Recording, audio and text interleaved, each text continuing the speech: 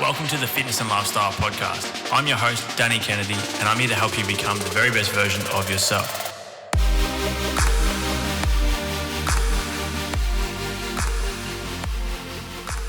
Hi, I'm James Dilger from Tasmania Wealth Management, and today we're going to talk about some tips and tricks and some things you can do to add value to your financial situation. You're listening to the Fitness and Lifestyle Podcast. Jimmy, welcome to the Fitness and Lifestyle Podcast, brother. It's a pleasure to finally have you on. Mate, good to be here. We had a really good session inside the mental wealth mastery community a while back where you provided a shit ton of value to everyone in that community, and I thought it'd be fantastic to get you in. I think the Fitness and Lifestyle, the listeners of this show, it's pretty broad. I think we have a lot of people who are quite established in business. We have a lot of listeners that are in the early stages of business or just the early stages of their life as well. And from my personal experience, I had absolutely fuck all idea about most things to do with finance when I started in business, and to this day still learning a lot of it now. And if I look back at the early stages of me starting the business, understanding a lot more, even just the simple things around finance would have made the whole journey a lot smoother and avoided a significant amount of mistakes Absolutely. and little holes that we're in. So I'm excited to have a chat today, man. And where I'd like to kick things off is firstly, just you giving a bit of insight into your world. I think it'd be cool for people to actually get an understanding of what your world and your business kind of looks like in terms of the clientele that you service and I mean the outcomes that you're looking for. For sure. So I think, and we've talked about this, I feel like there's a lot of similarities between what you do and what I do so far as with coaching and guidance and mentoring. You can quite easily, anyone can go and pick out, here's an exercise plan, here's a diet thing. But there's all that stuff's out there for free. But why isn't everyone in amazing shape and super healthy? It's because you need that guidance. So most of my role is when someone comes in as a client and we're giving advice or we're looking to give advice, it's what are your goals? And essentially my role is where are you now? Where do you want to be? Or where do you need to be? And what do we need to do to get you there? Or even if we don't need to do anything, like just keep doing what you're doing. It's as much keeping people on track. So it's not necessarily, I think portfolio selection and understanding that is certainly a part of it. But it's as much that ongoing mentoring, coaching, whatever you want to call it, hand-holding to keep people on track so they don't derail, or when things are tough and the markets are volatile, they don't make silly decisions that they can't unwind later on. I've said this a number of times recently that we don't have an information problem, we have an implementation problem. 100%. And that's essentially what people like you and I are here for. At the same time, you mentioned the similarities between, I guess, what I do and the world of health and fitness and whatnot and your world. And the first thing that comes to mind for me is if we use the example of fitness, right? And I've been working with you now for the last, I believe it's probably around 12 to 18 months, which has been awesome. And one of the key focus points that I talked about right at the beginning is that this is not a quick fix. And by the time we get to where you want to be, it should just feel normal. And it's not even like we're counting down the days until it's over. It doesn't end. It's kind of just becoming that person 100%. that you need to be for the outcome to make sense. And so where people go wrong is the opposite of that, where it's like, okay, I've got 8 weeks. I'm going to go and follow this this approach, which is not sustainable. It's not desirable. I have fucking zero intention of sticking to it after the 8 weeks. There's no silver bullets. And hopefully I get the result. And even if you do, more often than not, kind of backtrack very quickly when you go back to normal, right? So people wanting this quick fix and results as fast as possible and as impressive as possible. Can you explain a little bit how that looks in the world of finance? Because I would imagine there'd be plenty of people, and you see it all the time now, are more so going for the unbelievable investment or the unbelievable finance opportunity that just sets them up. And let's be honest, 99% of the time, that's not going to happen. Correct. There's a lot of that talk, a lot of barbecue talk, golf club talk, whatever. I bought these shares and doubled my money, or especially in the early days of Bitcoin, and certainly there's some opportunities there. But that doesn't necessarily translate to things that aren't Bitcoin or day trading versus long-term investing. It all depends on time horizons. But as you said, there's no magic bullets. You can't, very few people can rely on just stepping up to the plate, hitting a home run, and they're sorted. It's that consistency over time. It's having a plan and sticking to it. And some people are super disciplined. I've got clients that are super disciplined. They probably don't need me, but they like the peace of mind that I provide, where they've got someone they can go, hey, I'm thinking this, what do you reckon? And I can go, yep, great idea, or what else can we have a look at? Things like that. So, but there's also clients I have that are terrible. I say terrible. Don't have the discipline, don't have the structure. They need someone to handhold them along the way. So it's that consistency. It's the power of compounding. Yes. Investing, start early, a little bit every week, huge benefits over time.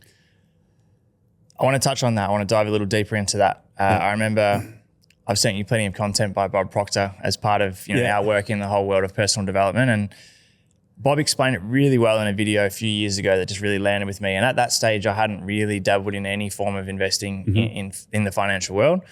But just me actually understanding the purpose of investing, how compounding interest works, how all of these things are going to build towards the outcome that we want. I think just like anything else, the better your understanding is, the easier it is to make the right decisions. So for sure, if you were to explain it to someone who had no idea about investing, had no idea what compounding interest was, would love for you to kind of articulate for the listener why someone would invest and what that long-term kind of journey looks like. Like, what's the benefit of continuing to put money into an investment that you're not essentially even going to look at touching for an extended period of time? Yeah, for sure. So I think probably the best example is whenever someone starts a job, work signs them up and they've got to have a super fund. Your super fund is probably most people's first exposure to investing, maybe apart from having savings accounts as a kid, but that's probably your first exposure to the markets and understanding growth and defensive assets, Aussie shares, international shares. And even if people don't understand it, I can guarantee most people who've got their first super fund, they get their statement, they just go, okay, yep, sure, without understanding what's their investment time horizon, all those sorts of things. So I think when someone comes in the door, one of the first questions I ask is, what's your investment time frame? Like, what are we looking at? It's usually determined by their age. Most of my clients sort of come in pre-retirement. And then post-retirement sort of maintenance and that sort of thing. So some early professionals in their 30s, usually what happens is if you would look at any index chart of the markets, you can see that if you invest in different asset classes, so you got your cash and your bonds, fixed interest funds, they tend to be your more conservative, so they don't have the big fluctuations. They give you a little bit of interest, but they don't have that volatility. Over time, they probably aren't going to return as well as exposure to Aussie shares, international shares, property. So when someone comes in, what we would need to work out is how much of a balance do we need to get between those growth assets and defensive assets. Someone who comes in their 20s, because we know they can't touch their super till they're 60, they've got maybe a 30 or 40 year time frame before they retire, and they've still got 20 or 30 years they're going to live after that. But it works better for them to maximise their exposure to those growth assets. Right. As people get older, they don't necessarily need the volatility or want the volatility in their portfolios. So maybe that's when you have a bit more exposure to bond funds or fixed interest and cash and that sort of thing. So there's always two things when I'm doing a strategy. It's two things to consider. So one is, what does it look like on paper? So if we do X, Y, Z, knowing that there's a lot of things that are consistent over time, this is the sort of result you'll get. I could ramp that up, be all in, super aggressive. But the other thing I've got to factor in is, what's the sleep at night factor? So if someone comes in and I know that if their investment time frame is 10 years and I say, let's go with this strategy, if they're a little bit uncertain, that's where we might dial it back a fraction, because there's no point me giving you sleepless nights knowing that in 10 years' time we've got an extra 2, 3, 4, 5% returns. It's not worth it. So it's that balance between those two things. It's what's it look like on paper versus what's the sleep at night factor. And if you were to dumb it down, it's probably not the right way to put it, but if you would dumb it down even further to someone who had no idea what kind of the compounding effect is and how it even works, can you explain that? Because I think again, there are going to be people listening that are Yep. well and truly, spend plenty of time investing and they're in a great position. Yes. And we will definitely touch on that. I think there's also a number of people similar to myself when I first started who just had no idea whatsoever. Yeah. So I guess the power of compounding is the assets you're investing in, they're giving you interest, they're growing, but over time, as they give you income, you reinvest that income, it just keeps growing. So usually with growth assets and defensive assets, so when you've got your cash in the bank or your term deposit, you get your little bit of interest, but pretty much what you've got to start off with is your base, and then you get that bit of interest and it doesn't really change. As opposed to investing in shares, what happens is you might buy your shares, you get your dividend, you then reinvest that dividend, you buy more shares, the value of those shares also increases in price. So you've got these two assets that are growing. Well, you've got one that's growing. They're both growing in different ways, but shares gives you that bit more bang for your buck, I guess. Right. So you know that, great, we're getting some income, we're buying some more, it's growing, we're getting some more dividends, we're buying some more units, it's growing. Yep. And it keeps moving like that. And so essentially, let's say someone starts off with $100 in the account. Yep. Right. I don't know. I'm hoping your math's much better than mine. Yeah. But if someone starts with $100 in there in that in that shares fund or whatever. Yep. What does the compounding kind of look like? Let's say over like a 5 to 10 year period. Like by the time we get to the end of the year, how does that process actually work? Correct. So I guess if you've got your cash of the $100, let's say you're getting 4% interest, you've got $104,000 at the end of 12 months. Yep. If you've got your shares, maybe you're getting your dividend. Yep.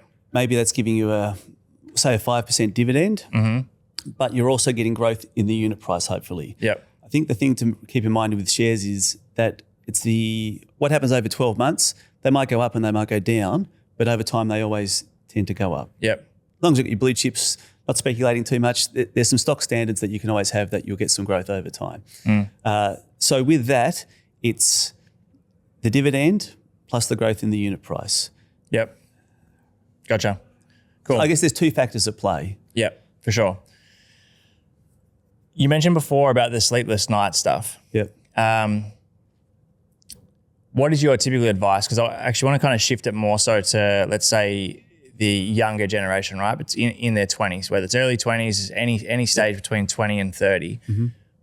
Where would you be suggesting that people shift their focus in that stage? Now, obviously that's quite early for someone to be getting into it. Like, how does that differ from some of the strategies we'll touch on later for people a little later in life? Yeah, I think 20s, this is the thing, cash flow wise, it's probably the hardest time to be saving because you might be starting on a lower income base as opposed to people later in life where maybe the kids have left, they've got some surplus cash, they're in higher paying roles. I think it's undeniable. There's enough study and evidence that the earliest you start, that's and you don't touch it, you just tuck your savings away, $100 a week or whatever, that power of compounding where you've grown your base in year one, in year two, the bigger that sort of capital base looks, or with the shares, whatever you've got, the way it keeps growing, you just get that momentum with that mass over time.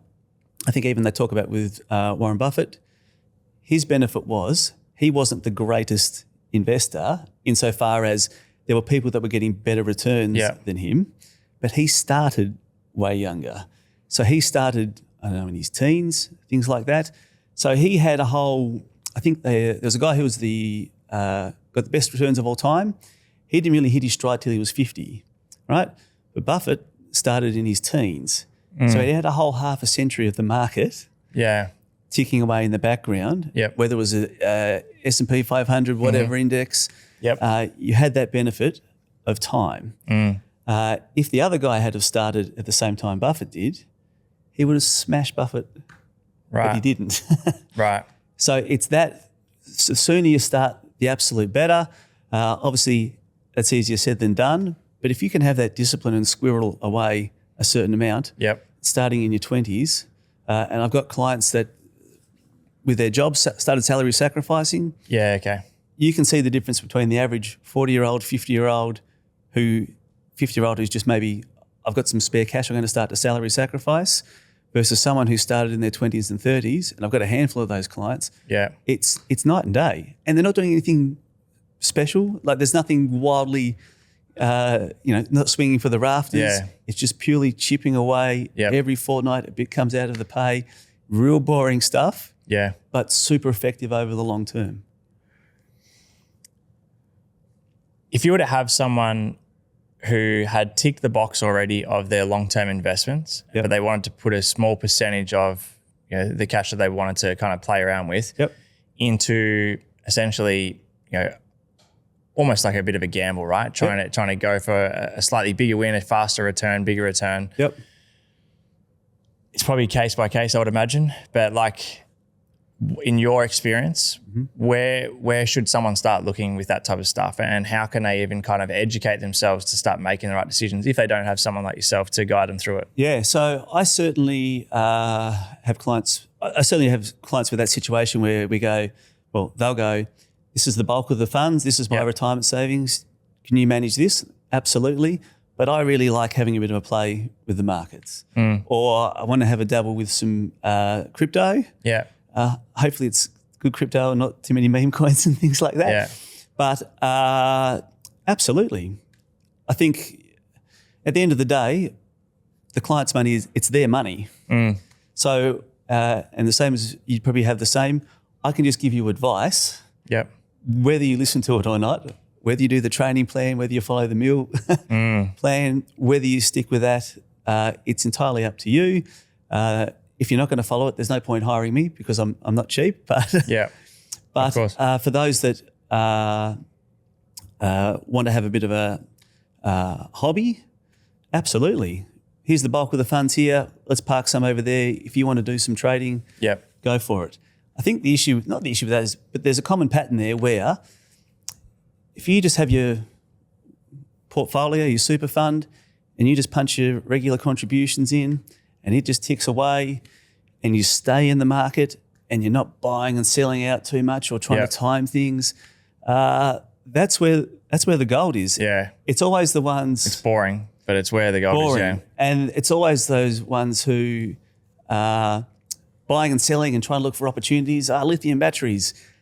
Okay, you might get a bit of a kick early on, and sometimes you'll make some dollars, but it's year in, year out, it's super hard to do. And apologies to all my clients that do have their little ComSec portfolios or whatever, and they'll tell you, I made a loss here or this didn't work. Some of them have brokers they deal with directly because we don't necessarily work in that day trading sort of space or brokerage space. But it's their money. They find it interesting. They get some satisfaction out of it. It doesn't always hit the level of returns that they get here. But I guess we haven't put the whole farm on the line there. It's 10 grand, 20 grand. It's not the end of the world.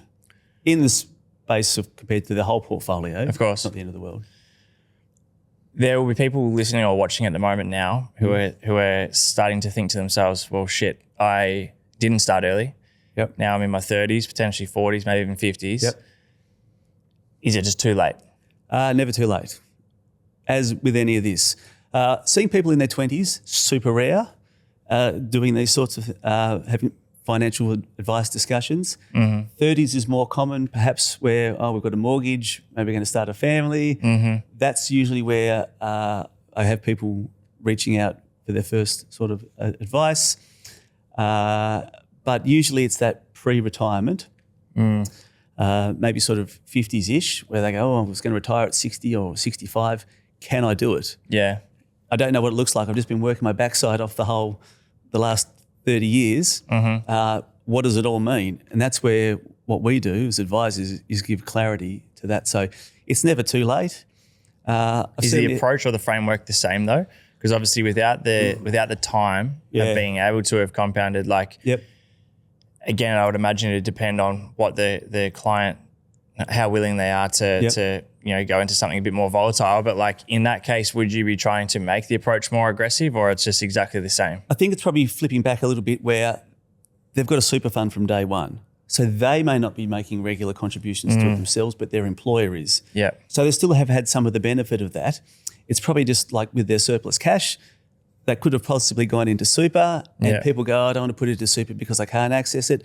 I think it's great that people can't access it, because the ones that do want to access it, who maybe have some bad spending habits, they are the ones that are going to need it the most down the track. So inadvertently, they've been getting that exposure to the market and that compounding. It's just that the 11.5%, 12% of what their employer puts in, that's what they've been getting. If they could have put in extra, absolutely. So they've still got some benefit. It's not the end of the world. I mean, gosh, I've had people come in, I had clients come in on a Wednesday once, and they went, we want to retire. And I go, great, when are you thinking? They said, Friday, we've already sold the business. We want to know what to do. So that limits your options as far as strategies you can implement. So the longer the time frame, the more strategies you can have at your disposal, whether it's deductible contributions, whether it's margin lending, whatever it is. But there's never a bad time, because those people that came in at 65 and wanted to retire in a couple of days, they're still going to live till they're 75, 85. Yep. There's still a bunch of stuff there's still growth and benefit we can do to come keep from them there. on track, For a business owner that's watching or listening at the moment, are you able to explain the tax benefits of investing? Yeah, well, it's mainly, it depends what you mean. So you can have personal investments where you get the tax deductions on the interest repayments, or I guess investing in super where you can make tax deductible contributions. So that's probably the easiest one to start with. So each year the government have contribution caps. You can put up to $30,000 into super where you claim a tax deduction. The benefit of that is if you're in a higher tax rate, let's say you're in making above 135, so you're paying 37 cents in the dollar. When you make a deductible contribution into super, that lowers your taxable income. So you pay 15% contributions tax on what you put into super, as opposed to paying 37 cents in the dollar income tax. So there's that 22% sort of arbitrage that you can get advantage of. But it is capped at 30 grand. If you haven't used contributions in previous years. Capped at 30 is the max you can take off your taxable income? 30 is the most you can put into your super to claim a deduction on. So each year it's 30,000 as a deductible, it's 120 as a non-deductible. So there's two different types of contributions, concessional and non-concessional. That 30,000, when your employer puts their super contributions into your puts their contributions into your super, that counts towards that 30,000 cap. The rest of that space you can use. To get more tax deductions.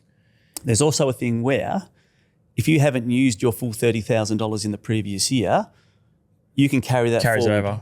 Correct. So there's a 5-year period where you can go back. So if you've only had 10 grand go in each year of your 30, you've essentially got 20 grand left over for 5 years. So there's 100 grand. And where that comes in useful is if someone's maybe selling an investment property and they've got a big capital gains tax, they've got their normal income, they've got the sales proceeds, maybe they drop 100 grand into super. Put a chunk of that.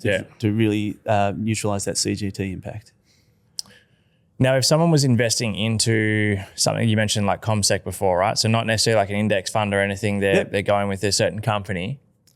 How does the tax side of things work in terms of how long you have to, now again, I don't really understand this that much, but like if I was to invest, like I've got a number of different companies that I invest in through CommSec, with the profits or the growth in that account, is there a certain time period that I have to leave it in there or not withdraw it, which has any form of tax benefit, or is it a negative by taking it out at a specific time? So as far as capital gains tax, there's a discount if you hold the asset for more than 12 months. There's a 50% CGT exemption.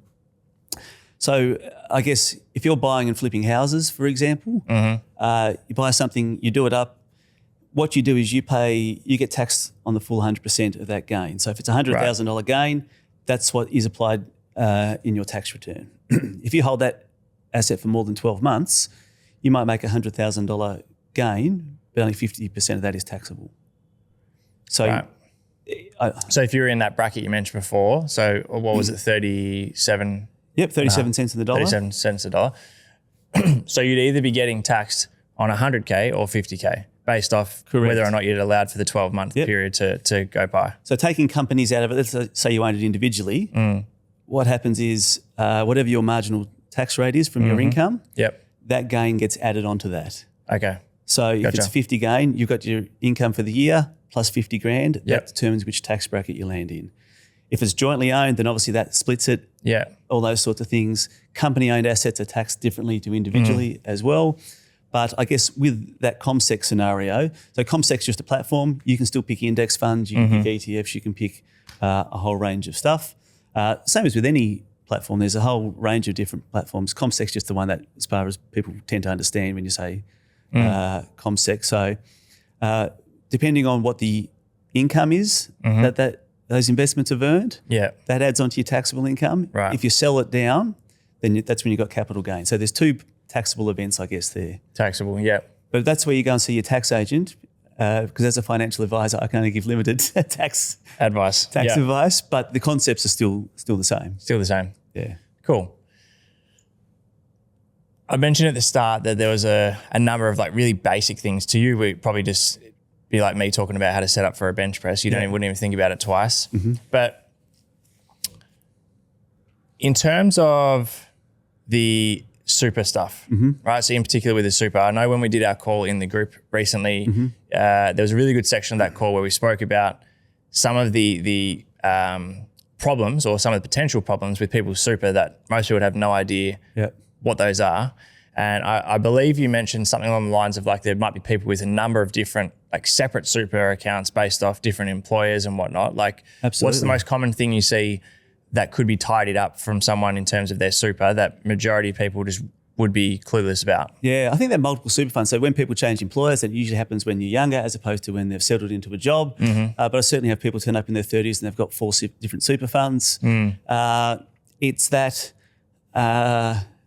if you've got it spread everywhere, you're obviously doubling up on admin fees and things like that. Yeah. But I think it's just that if you've got a plan, it's harder to track 4 different funds. Are they in the same investment strategy? Do they have, if they're industry funds, they may have some life insurances attached or things like that. You might be paying insurance premiums that you don't need. So that tidy up piece where it's just a single fund, and that's where if you're getting advice or if you're just doing it yourself, maybe you can jump on whatever research website and pick whatever fund. Yep. You can go log onto the ATO portal. I'm a little bit wary about this, so you can actually consolidate all your supers via the ATO portal in MyGov. So into MyGov, there's the ATO portal. The issue that they have is they just have a one-click button. So they go, you've got these 3 super funds. Do you want to consolidate them? And you pick the one you want to keep, and the ones you don't want will get rolled over. The issue is that if you've got insurances in there, like income protection insurance that you need, and maybe you've got this automatic cover, but if you've got a medical issue, that stops you applying for normal retail insurances. That's all you've got to protect your income. Right. You've just got no advice. You've just logged in and ticked all the buttons, and you've lost that cover without probably even realising. So there's certainly, if you're across your products and you want to consolidate them, there are options to do it yourself. I think it's also probably as part of a bigger strategy, it's, yes, consolidating is great, but with the funds that you've got here, are they invested appropriately? What are your long-term goals? How does this fit in the whole package with your retirement or whatever you're sort of working towards? Gotcha. Cool.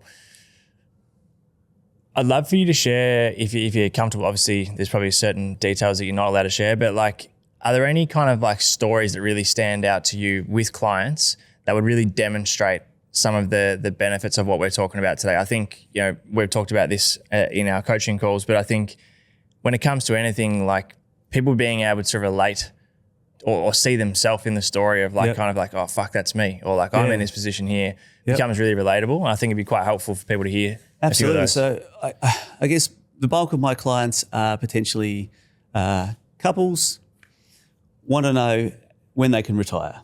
And that's when can I retire? Can it be tomorrow? just a joke. Friday. When do you want to retire? Friday, whatever it is. That's the bulk of what my client base looks like. But everyone that comes in the door, generally I find is they want that peace of mind to go and do the things that are important to them and have someone take care of the money, or at least make sure that what we've got is appropriate, and they've got that person they can rely upon. So they can go and do their thing. They know everything's taken care of. I'm reporting back to them, giving them a breakdown of this is what's happening, this is what we're doing, this is why we're doing it. And they go make sure they're comfortable with that, and they can go and do their thing. We catch up once or twice a year and make sure it's all still on track, nothing's changed with them. But so the bulk of them definitely couples in that pre-retirement phase. But honestly, it's a bit like how long's a piece of string? Yeah. I've certainly had young professionals, athletes, CEOs, Tats Lotto winners, people that have received compensation claims for terminal illness. That's probably the one that hits you the most, and I probably get one of those, not too frequently, but once or twice, probably every couple of years, where someone comes in the door, they've received and the mesothelioma, which is the asbestos-related lung cancer. Right. Someone comes in the door and you've been referred as a person to go and see. They're basically coming in the door going, I've been diagnosed with this terminal illness. I'm probably not going to be here in 18 months. This is my wife or husband. I need you to make sure that they're going to be okay. That's probably the heaviest, but that's also probably the most rewarding in that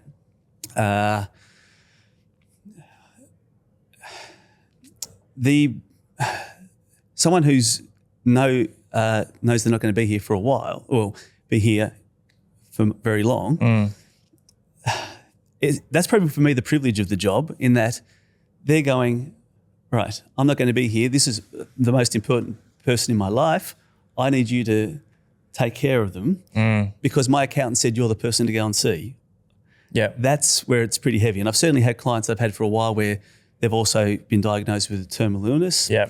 And when someone says, I need you to take care of such and such when I'm not here, that's when you sort of go, okay, this is pretty heavy. But I think it's also that sense of responsibility to make sure, okay, we're going to look after Jane, Bob, whatever. So that's probably the one where it gets the heaviest. But on the other side of things, you've also got people about to retire where they have they're just, what does it all mean? And then you can take them, or we can take them through our process. And you can see on advisor ratings, when I get my reviews and some feedback and things like that, it's that peace of mind and the clarity where you can take something that's really complex, make it sound simple, but they're elated. You can literally see the weight lift off people's shoulders when I go, we present the advice, we give them a bit of a roadmap, you're here now, this is where you're going to be. And when they realise, actually, we've got enough, we can have the lifestyle we want in retirement. Or even if we catch them a bit earlier on and go, if we do this, we can get you in a better position. It's just that peace of mind, seeing the weight lift off their shoulders. They're great. They can go and play with the grandkids. They can do whatever. They can have that once a year holiday overseas. So I guess there's no real particular, there's no one size fits all. There's definitely a demographic that are seeking financial advice more than others. Of course. But I think even with those athlete clients who are so super focused on that thing that they do really great. And then you can go and maybe I'll work with their partner because they're so switched on it. Okay, this sport, their skill set, they're that locked in where, okay, we're going to do this. This is what it looks like for the next 5 years. So here's a 5-year plan. And they just go, great, we can do this. Mortgage is going to be clear. We're going to have an investment property. When we start a family, this is what it's going to look like. It's purely that peace of mind and seeing that satisfaction that people get where I carry a bit of the burden, but they get to go and do what they want and achieve their goals. On the topic of the athlete stuff, how does that, now obviously there's going to be a very small percentage of the audience that is relatable to this one, but if we're talking about an athlete that's competing, whether it's nationally here within Australia or internationally, regardless of what sport it is, how does that differ, if at all, when let's say someone's over playing in the NBA, making USD off their contract?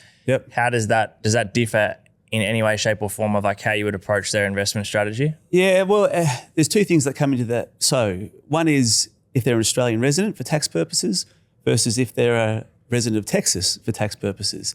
Those guys based in the States, usually much more favourable tax environments in the US. Versus as an Australian tax resident where they pay they fall into the same tax brackets as you or I. Yeah. They're not paying income. They're not paying tax on their income in somewhere like Texas, are they? It's different. There's like it's like a federal tax, and then there's a state tax in the US. Right. So this is where everyone, and this is a very simplified version of it, but this is where everyone who complains in California, they complain about the taxes. So there's your base tax, which is your federal tax, and maybe California tax you an extra 10% on top. Yeah. But if you go to Texas, they don't have that. She's got federal tax. Just the federal tax. So there's some tax, but not a whole whack. So super simplified version of that. But that's where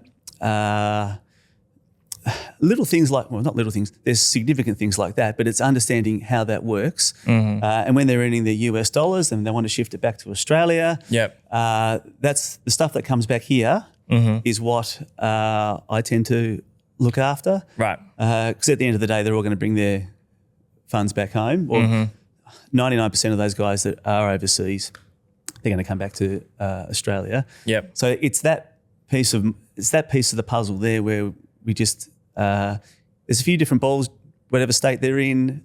Even the rules around currency transfer, they're different from state to state in the US. It's like 52 different countries at some stages. Right. Like every state has such different rules and laws. Yeah. As opposed to Australia, it's quite Blanket, uniform. Yeah. So there's that part of it. It's understanding the rules, and even me engaging tax specialists, me engaging whoever else. Yep. Where perhaps I oversee the strategy, and I lean into the things that I'm strongest at. But we go, okay, let's tap into this tax agent. Yep. Who's a gun, and we make sure that that's all sorted. Right. So yes. So athletes can go off and do their thing. Once again, it's me keeping an eye on things, engaging other professionals to make sure we've got the best solutions across the board. Yep.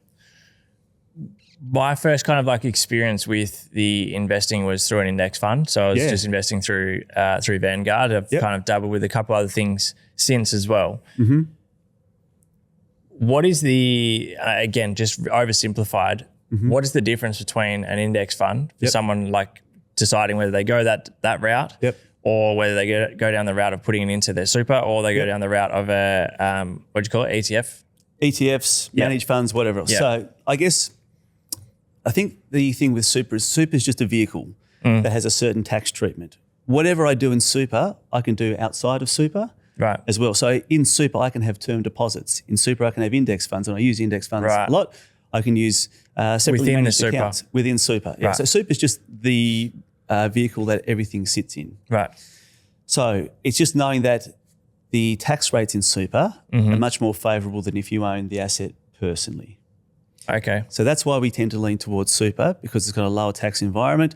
And then when people retire, that money that's already in a low tax environment, when it goes into account-based pension phase, tax-free earnings, no capital gains tax, tax-free income streams. If it's done through super. If it's done through super. So there's age cutoffs and there's contribution limits and things like that, but that's why we lean towards super. Try and load that up before retirement. Because with the contribution rules, once it's in there, you can always take it out. But sometimes it's harder to get money into super after a certain age. Right. Which is like 67. Okay. With deductible contributions. So I've got a bit of time there. Things like that. Yeah. So that's how it works. So you can still have ETFs personally owned on CommSec. Index funds, certainly a fan of those. I think it's probably the difference between active and passive management. I don't really like the word passive, but so with an index fund, what they tend to do is they have a blend of different indexes from around the world. So you might have the ASX 200 as your Aussie share exposure. And the ASX 200 is obviously the top 200 companies. Whatever those top 200 companies are, that's what you get. As opposed to if you've got an actively managed fund, they might have direct shares with Aussie, but they might have 20 or 30 direct shares in that Aussie share exposure. Okay. What they are trying to do though is they're trying to pick the winners, I guess. Yeah. Or they're leaning in towards, okay, we think the finance sector is where we want to go heavy, mining, all those sorts of things. So whereas with the index, it's a little bit of everything, active managers tend to try and outperform the index. Right. So I think that's the main difference. Active managers charge you a premium for that because they're supposed to be outperforming. And a lot of them do in periods. But where indexes work really well is they are low cost. But we have a better record over time, surely. Over time, they have a better record than most fund managers. So it's hard to do year in, year out, but there's still definitely a place for active management. You tend to see it in volatile when there's down markets, bear markets, when things are super choppy. That where index funds are limited is they've got a really strict investment mandate. Right. So this is it's a much more rigid investment mandate. So this is our Aussie share exposure. This is our international exposure. These are the indices that we're tracking against.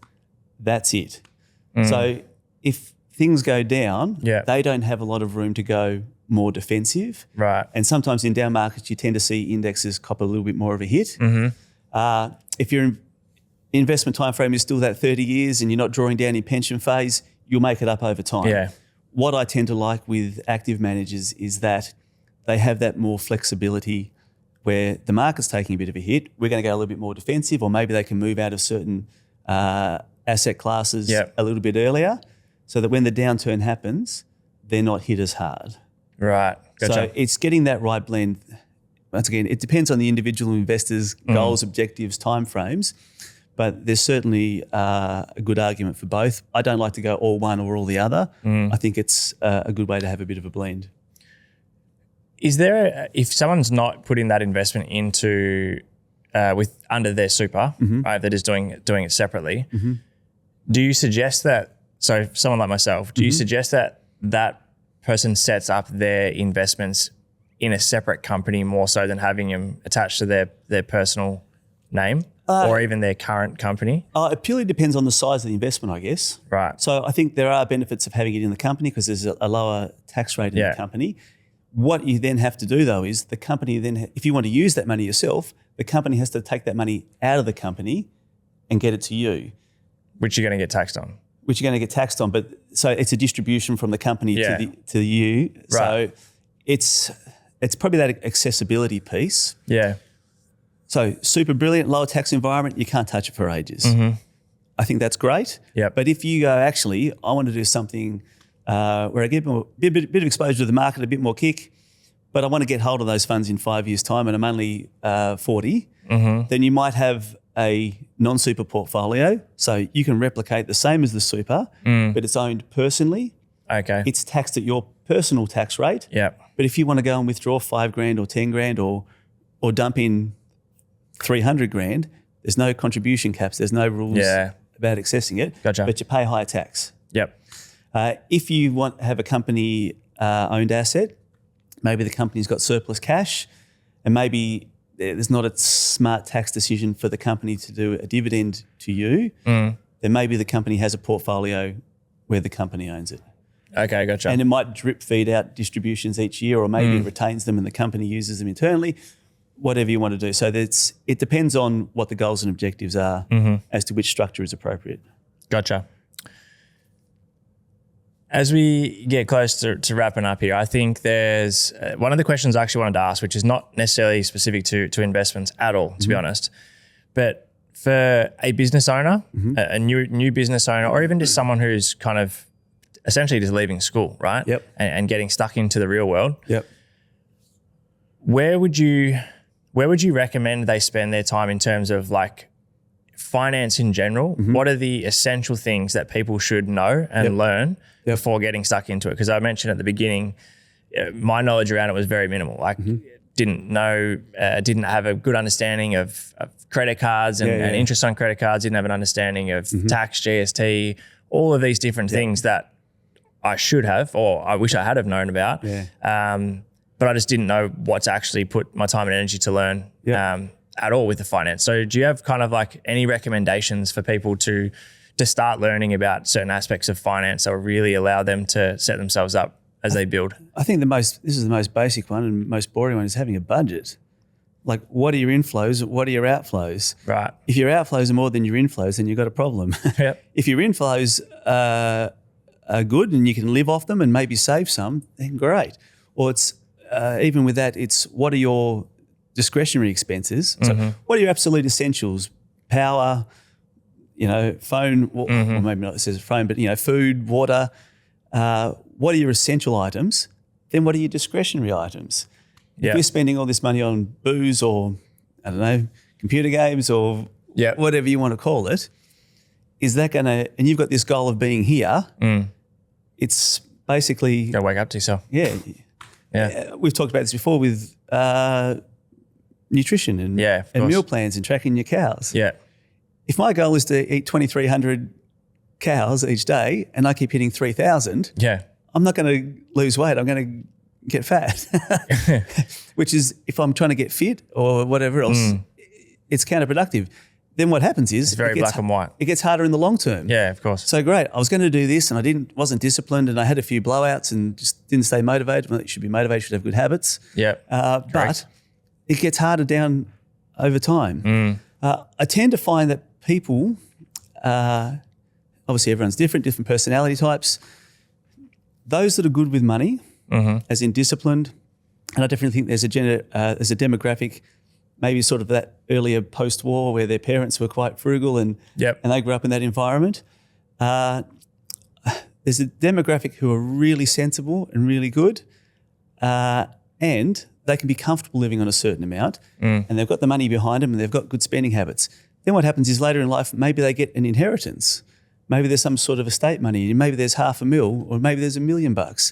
Makes no lick of difference because they've got the good habits and they're disciplined. They've got the structure there already, The ones that maybe didn't have good habits are just, you see people who maybe there's a certain behaviour they exhibit and they do it once and you go, you can still see from the outside, that's a bit, probably wasn't the best decision to make. Then they do it again and then they do it a third time and they're going to do that all the time over and over. I see the same with spending habits as well. Usually the ones that come and get advice aren't necessarily that type of client. I certainly do have some that maybe have fallen into that bucket, but I think it's that budget, understanding what your inflows and outflows are and having those good habits. That doesn't mean you have to live off cold baked beans. It doesn't mean you don't have power. You've got one candle in the... Right, let's try and do a little bit more quality of life than that because quality of life is so important. Of course. But let's not be... you don't want to go to the extremes either way where we're miserable because we're not spending. We're miserable because we're overspending. Let's find that sweet spot. And I mean, I've got people that can live comfortably on, I don't know, 60 grand a year. Super comfortable. I've got people that 200 grand a year, anything less than that, and it's like their throat's been slit. Come on, guys. It's it's just the lifestyle. Correct. The lifestyle that you feel like you want to or need to live in order to feel comfortable and happy. But the ones that are on the 60 grand a year, way more behind them, they just don't spend it. The ones that have the big income, maybe they've blown it all. It's interesting, isn't it? But yes. What is we've obviously talked about this, you and I, but what's the ideal client for you? There's obviously going to be, as I said, a wide range of people listening to this episode today. And I would imagine there's also going to be a lot of those people starting to think, okay, shit, maybe I should come and speak to someone like Jimmy to at least understand where my position is and get ahead of, where I potentially will be in another few years' time if I don't do it. So 2 questions. One, how can people get in touch with you? And we'll have those details in the show notes too. But like, what's the ideal clientele for yourself at the moment? with where your company's at anyway? Yeah, I enjoy working with my athletes. That's probably the one that's a little bit outside the box. Even some artists, as in musicians. I've got a guy who sold platinum records galore and still touring and that sort of thing. Head is in a very much a different space, and probably one of my favourite ones is when he came to see me. Never had advice, never had a super fund before. Wow. And at 70, we set up his first super fund. We did a whole bunch of strategies, and he got the best tax return of his life. Yeah. He freely says that. Never seen anything like it. Great. This is the value of advice. So I like working with those guys just because it's a little bit interesting. Yep. But honestly, I don't want to have a cutoff. Of course. I think anyone that knocks on the door, we try and have a conversation with them and we do a clarity call. Obviously, there's a cost involved. Sometimes it's not viable, but I also hate that if someone's 24 and they're super keen to learn. You don't want the barriers to entry be denied by the fact that they can't afford to even get the advice. Correct. So I don't necessarily mind having a conversation with the right person, with the right attitude at my own expense. If there's some heavy lifting to do, then obviously there's a bit more of a cost involved. But I find that just that pre-retirement phase tends to be the sweet spot where this is our, I won't say cut-off date, but this is our target date. Yep. There's a bunch of things we can do to maximise it because we've got that little bit more urgency where the door's potentially closing, as in we're not going to keep working. There's going to be no more income coming in. How do we maximise what's coming in because that tap turns off and we've just got our savings to live off for the rest of our life. So that tends to be the sweet spot where I can add most value. Yeah, beautiful. But I do like my athletes. 100%. So, yes.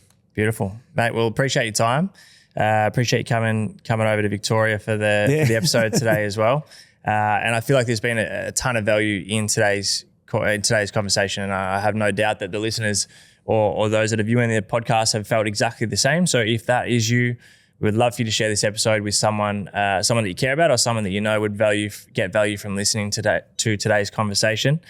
If you are in that position where you really want to get on top of your own finances or at least just understand your current position and what you can be doing to maximize it, as I said, we'll have the links to all of Jimmy's businesses and how you can reach out and get in touch in the show notes below. Appreciate you guys tuning in. Jimmy, appreciate you being here. Mate, pleasure to be here. Thank you for having me.